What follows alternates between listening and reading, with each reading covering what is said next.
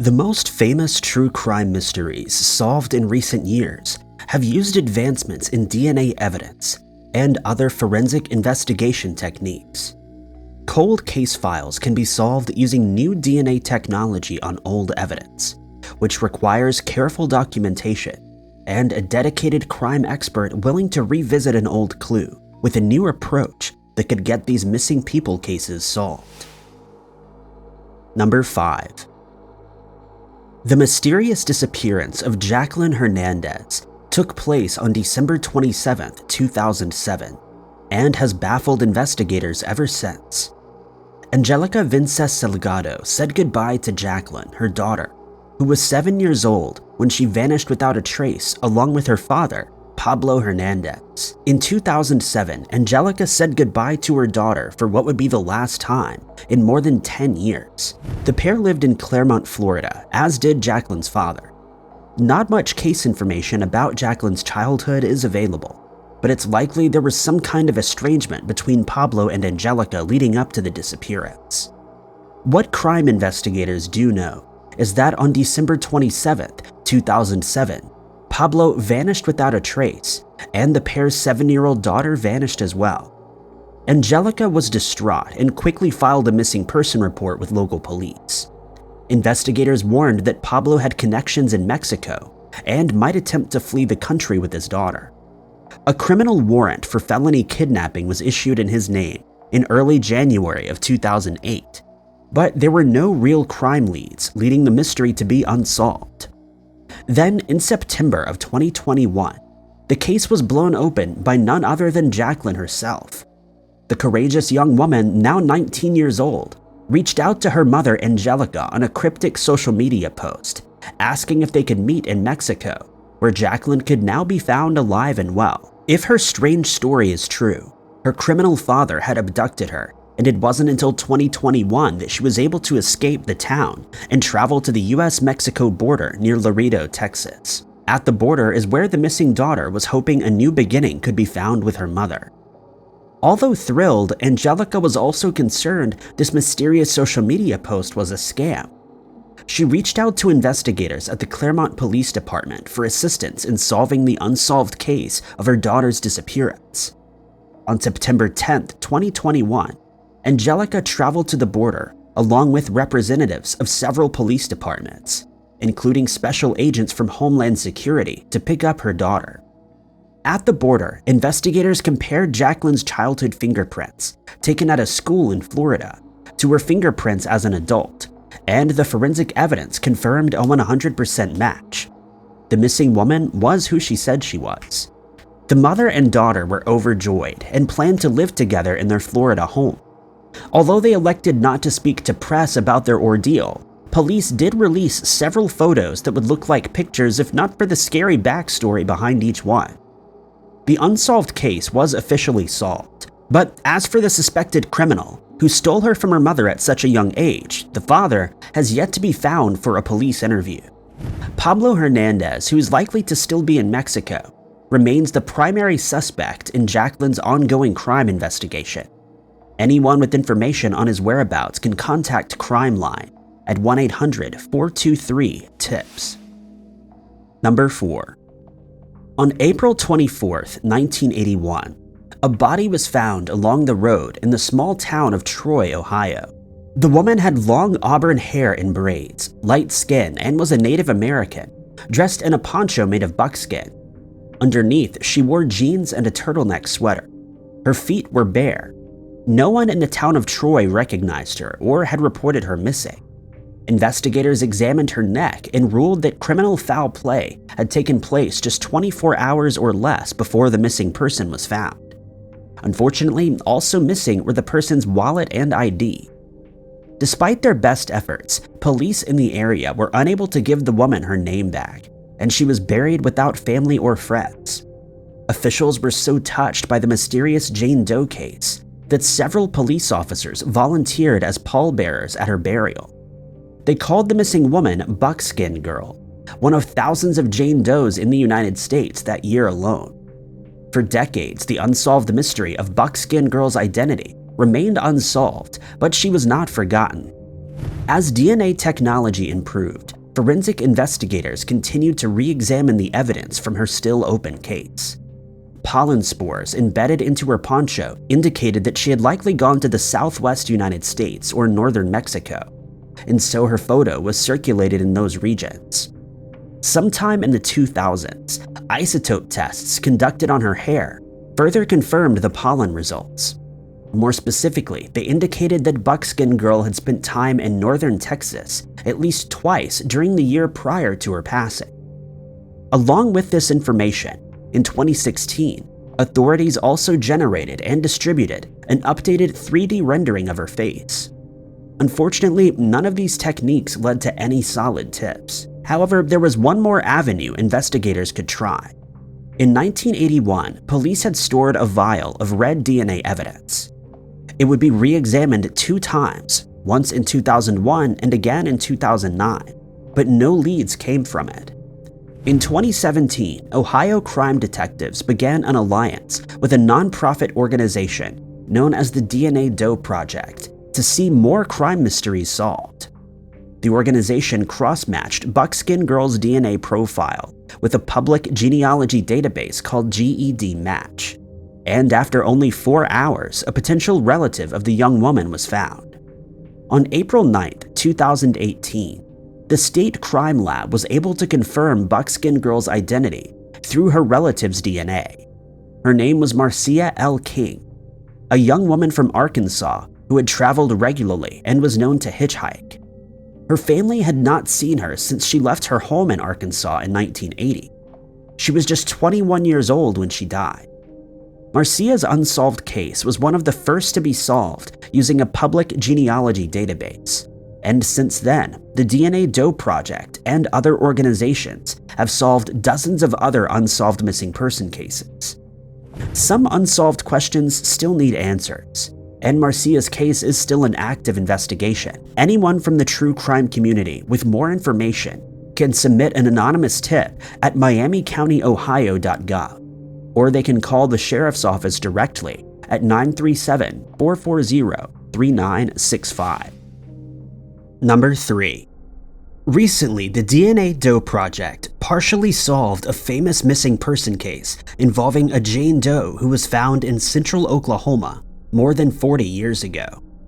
On April 18, 1980, a fisherman found a body on the banks of the North Canadian River in eastern Oklahoma.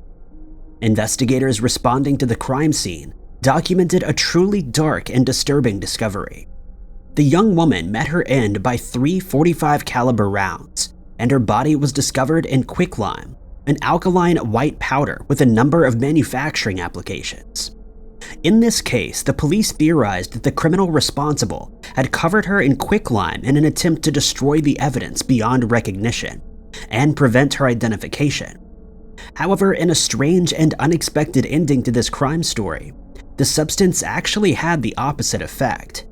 In the young woman's case, instead of dissolving her, the quicklime may have dried out the body, keeping it in better condition for longer.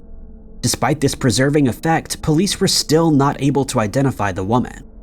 They did note that the riverbank was not likely the site for the attack. She had most likely been placed there after. With no identification, the woman was quickly named Lime Lady, and her case went cold.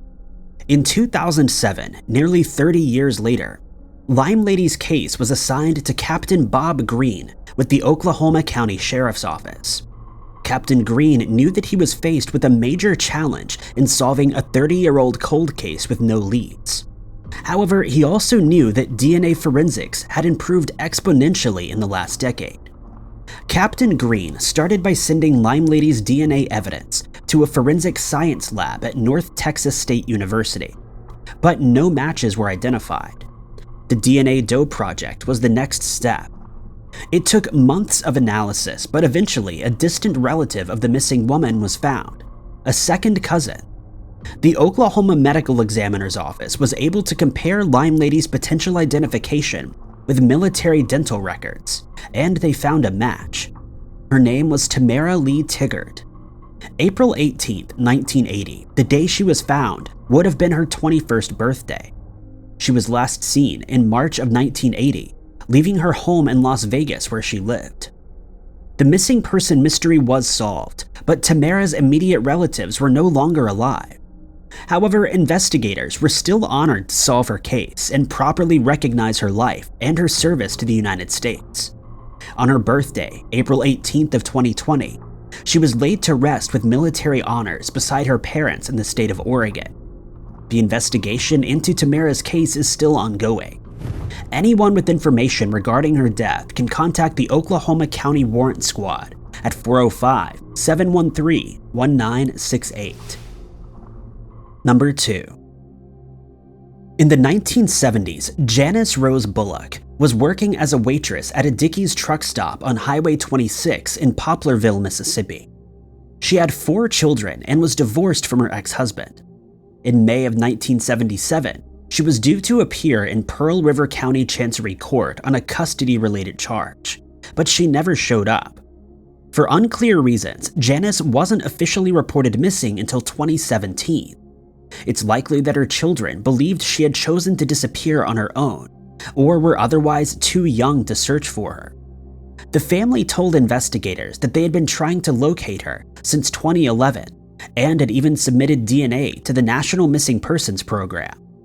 Police in Pearl River County started looking into Janice's employment at the truck stop, and were able to trace her to another job at a bar in Raceland, Louisiana, sometime between 1978 and 1982.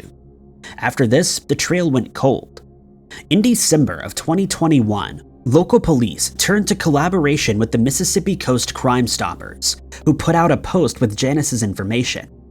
In turn, this social media post brought forward another witness, who was able to identify a now deceased ex-husband of Janice's. The connection led to a son, now an adult male named David. David told them his mother was in a nursing home in Fort Worth, Texas. The catch? Her name was not Janice Rose Bullock. In early 2022, investigators traveled to the nursing home to meet the woman, who quickly revealed her true identity. Again, for reasons unknown, although possibly having to do with the custody trouble she had experienced in Pearl River County, Janice had been using an alias since approximately 1980. Reports indicate that she reconnected with her adult children, although neither she nor they have spoken to the media. However, there's one final twist in the story. David, the man who was Janice's son, was not actually her biological child. The information came out during the investigation and was a total shock to David, who had never known he was adopted. Apparently, Janice revealed to him that he had allegedly been purchased from his biological parents as an infant for a sum of approximately $1,000. She did not remain in touch with the couple, though. As of February of 2022, David continues to search for his biological family, but is also looking forward to meeting with Janice's 4 biological children. The missing person case has been closed just 5 years after it was opened, but more than 40 years after Janice vanished. Number 1.